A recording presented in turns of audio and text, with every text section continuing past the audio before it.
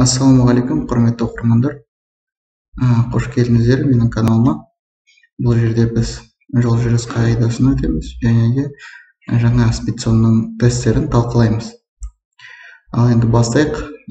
Бірінші сұрағымыз: осы белгі көрсетілген жолдарда жүргізіп үйренуге рұқсат етіледі ме дейді. Бұл белгінің атауы автомагистраль. Автомагистральда 40-тан төмен жүретін көліктерге тыйым салынады. Оқу көлік құралы негізі 40-тан төмен жүру керек. Сондықтан жауабымыз тыйым салынады. Осы жағдайда қара автокөліктің жүргізушісі дейді. Толықтай анимацияны қараймыз. Қай жерде тоқтау керек екен? Сіздердің жауаптарыңыз ол тура жаяу өтпе жолдың алдында тоқтайды.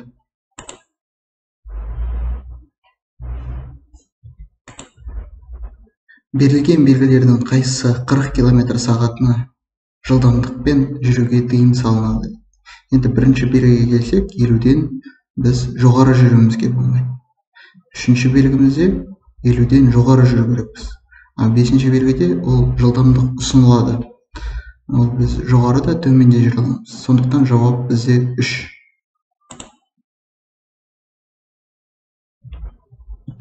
Қиылыста солға бұрылған кезде ақ автокөлік жүргізушісі дейді. Дәл қазір суретке қарасақ, мұнда тең мағыналы қиылыс. Оң жақтағы көлік басымды болып келеді. Ең бастысы, біз қызыл көлікке жол береміз және де қара көлікке жол береміз. Сондықтан біздің жауабымыз соңғы болып өтеміз. Анимацияға қараймыз. Қара өтті, енді қызыл өтеді. Сосын біз жүрісімізді жалғастырамыз. Берілген белгі орнатылған жолдарда рұқсат етіледі дейді. Бұл бізде автомагистраль. Автомагистральда жаңағы айтқаным 40-тан төмен жүретін көліктерге тыйым салынады. Сондықтан жүргізіп үйренуге тыйым салынады. Артқа қарай жүруге, мопед және велосипедтердің жүруіне тыйым салынады. Мотоциклмен жүруіне болады. Осы белгінің қолдану аймағын басып озу кезінде жүргізушіге ескерту сигналдарын қайсысын қолдануға тыйым салынады? Ең бастысы, тұрғын аймақта біз дыбыстық сигнал беруімізге тыйым салынады. Ол жауап бізде Б.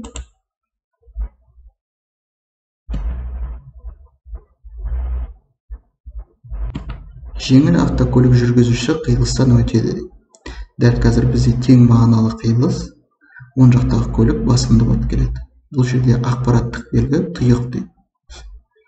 Оның қатысы жоқ сізге. Бұл сіздерге жай ақпарат береді. Оң жақта жолыңыз аяқталды деп. Сондықтан сіз қиылысқа мән беру керексіздер. Жеңіл автокөлік жүргізушісі қиылыстан өтеді. Екінші болып.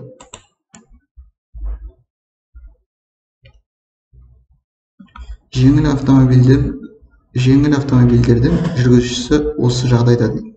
Дәл қазір мұнда полиция қызметкерінің шамшырақтары және дыбыстық сигналы қосылып тұрған жоқ. Сондықтан біз басымды болып өтеміз. Жауабы бірінші өтеді. Жол бөлігінде қысқа мерзімді жұмыстарды жүргізу орнына дейін осы белгі қандай қашықтықта орнатылуы мүмкін? Бұл бізде ескерту белгісі 10-15 метрде орнатылады. Жол жұмыстары. Қалған ескерту белгілері елді мекенде 50-100 метрде ескертеді және елді мекен тыс жерде 150-300 метрде ескертеді.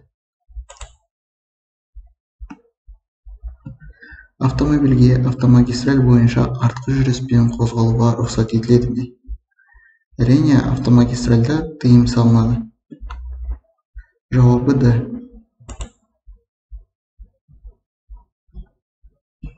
Жүргізушіге көрсетілген тәсілмен көлік құралын басқаруға рұқсат етіледі ме дейді. Әрине, тыйым салынады. Берілген белгінің астында орнатылған тақтайша көрсетіледі дейді. Бұл белгіміз жолымыз ылғалды болғанда ғана бағынамыз бұл белгіге. Сондықтан жауабымыз А болады.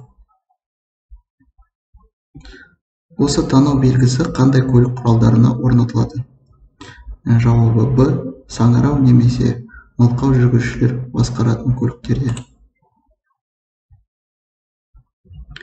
Қиылысты өту кезектілігін көрсетіңіз. Ең бастысы, біз сурет бойынша көрсетейін. Басты жолда жеңіл көлік және автобус түрінен. Бірақ автобус біздің оң жағымыздан, сондықтан ол басымды болып бірінші өтеді, сосын біз жүреміз, сосын барып көп көлік жүреді үшінші.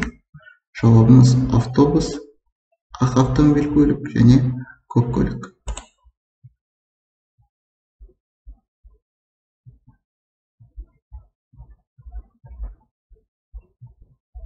Жақсы достар, бүгінге бірінші бөлім аяқталды.